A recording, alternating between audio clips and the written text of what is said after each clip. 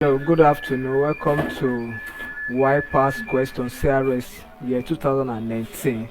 Question number 9, which says Joshua was invested with some of Moses' authority so that the Israelites might dash A. Honor him, B. Bless him, C. Purify him, D. Obey him. So Joshua, who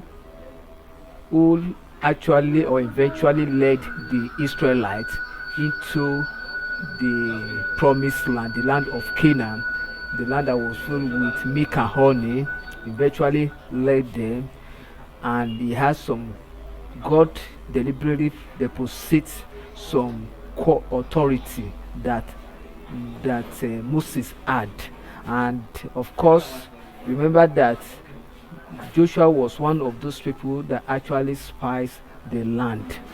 That among the 12 that Moses actually sent to go and spy the land when they were in wilderness. So God deliberately invested in him some Moses authority Moses authority in him so that the Israelites could obey him.